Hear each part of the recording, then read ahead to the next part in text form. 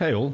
So, a little while ago I sent a couple of questions across to Raf from Ultimate Hunting, and he's actually been kind enough to answer the questions. So, if you want to know what the answers to the questions are, then stick around, because we're going to go through them. Before we get started with the questions, I just want to let you guys know, after you've watched this, and if you have not already, go across to Zaggi's channel. The link will be in the description. He had a 2-part interview with Raf a couple of months ago. And with that in mind, I wanted to ask questions that had not been asked before, hence the questions that I asked. So let's get started with the questions. So question 1 was, will there be a story mode?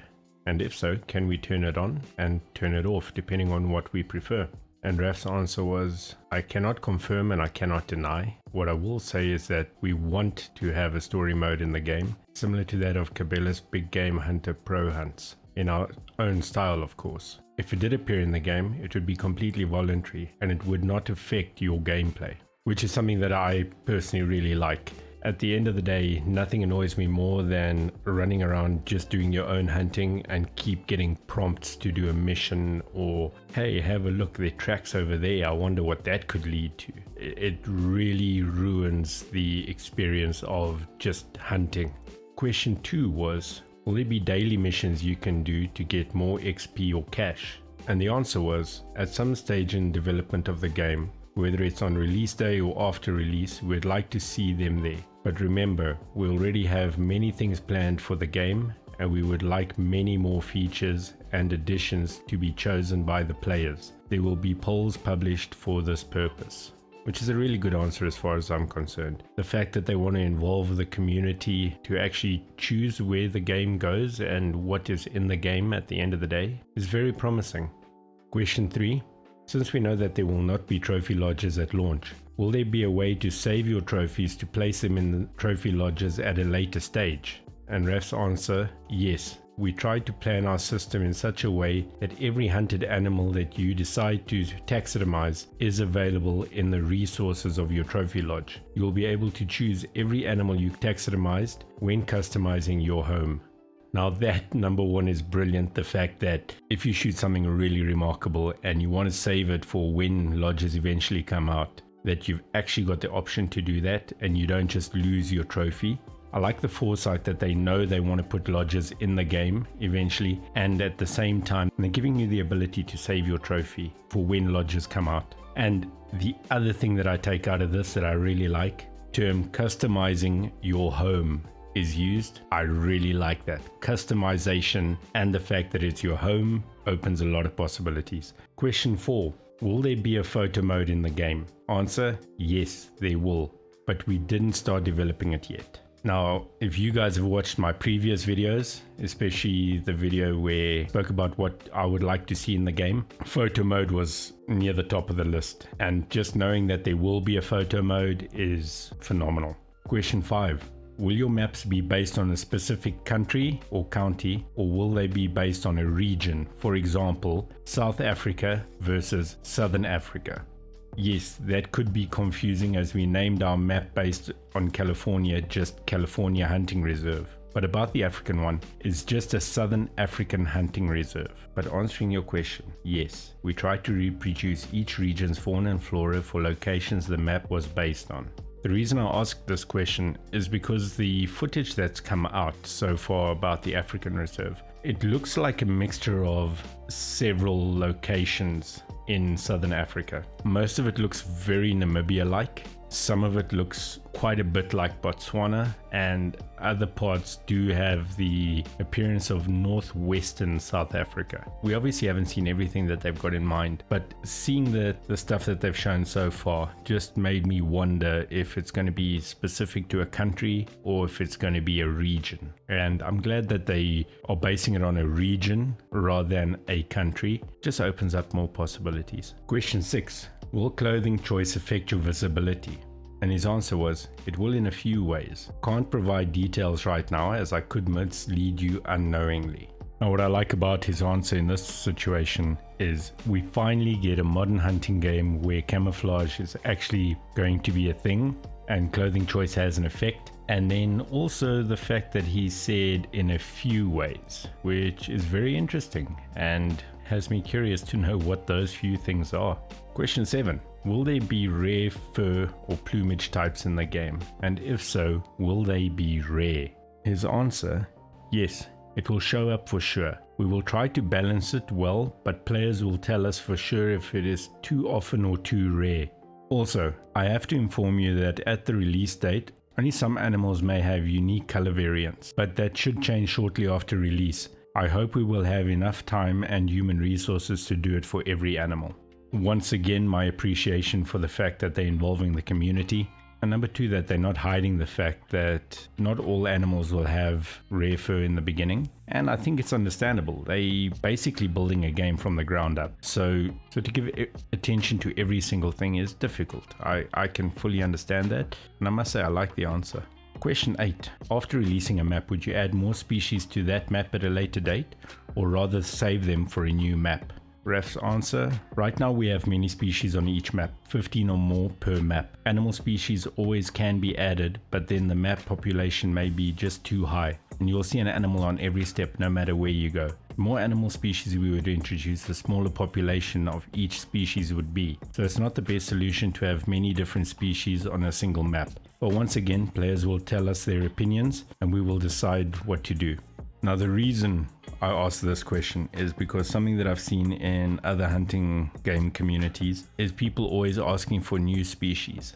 And I can fully understand the reasoning behind wanting more species. I mean, I'll give you an example. That when they announced that they were going to release the rock hyrax, the first thing I thought is it would be fantastic if we had Klipspringer in the game as well, because they basically inhabit the same terrain and areas that the rock hyrax do, and they're a small to medium sized game animal and a hell of a lot of fun to hunt because you need to shoot at distance. You can't sneak up on them. But I also know the limitations of adding a lot of species to a game means you got to reduce the population of each one so as not to have the map overpopulated. I felt I needed to ask that question just so that we got an answer and we're able to keep that in mind. Number 9. Will Baboon be able to climb trees? Let me tell you why I asked this question. If you've got a species like baboon, for example, which are boreal and terrestrial, and you don't have them being able to climb the trees, it breaks the immersion a little bit. And Raf's answer, if everything will go as we plan, not only will baboons sit on trees, the latest software called Speed Tree 9 allows us to combine trees in so many ways. Creating a proper one for animals to climb or sit on is just easier than ever. I am so glad that so many great things happened this year. Unreal Engine 5, Speed Tree 9, etc. Then, number 10. My question was, is there anything that you saw from the devs that got you excited? And instead of answering this in writing, Raf sent me a voice note. So have a listen at what he says. Hello everyone, Rafael here from Ultimate Hunting.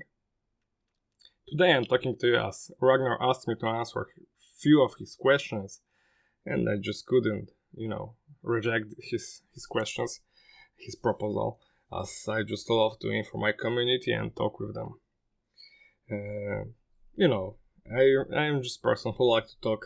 Maybe I will not be able to reveal our secrets or the features, but it's always a pleasure for me to just talk with someone or write with someone that is interested in our game or in our dev team.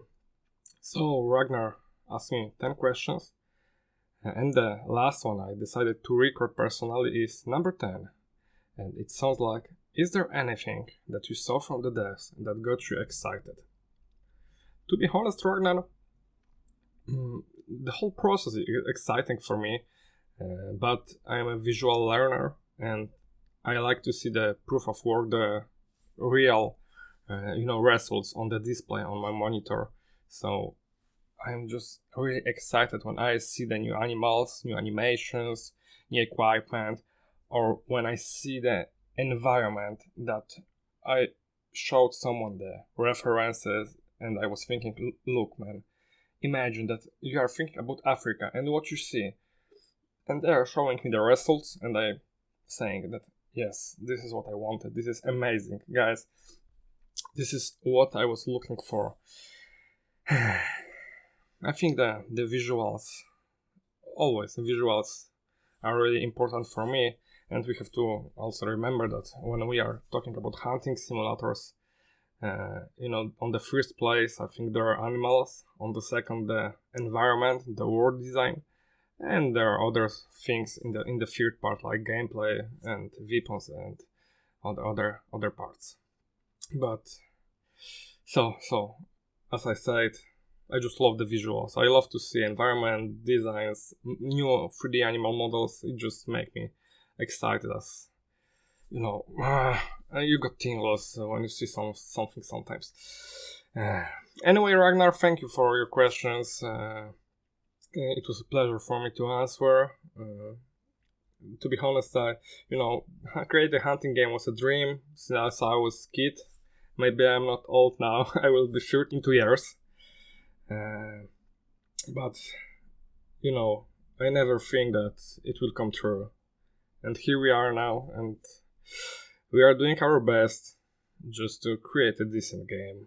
It's really important for me personally, when you have a live chance to release your dream, you just take the bull for the horns and do what you can do the best. So, finger crossed, and we are back to work, guys. Thank you. So folks, there you have it. The 10 questions asked and the 10 answers given. Now, let me know what you guys find the most exciting. Are you as excited as you were before you heard these answers, or more so? I personally am even more excited. I can't say one of the answers that were given actually disappointed me. I'm really looking forward to this game, and I just want to take this opportunity to thank Ref once again for taking the time and making the effort to actually answer the questions. And I really look forward to this game. I cannot wait to get my hands on it, as I'm sure 90% of you feel the same way. Let me know in the comments how you guys feel, what you found exciting. Thank you so much for watching. This has been Ragnar, and if you enjoyed this video, hit the like button. Maybe consider subscribing. While you're about it, why not hop across to my Twitch and follow me there as well. Link is in the description. And I will see you in the next video.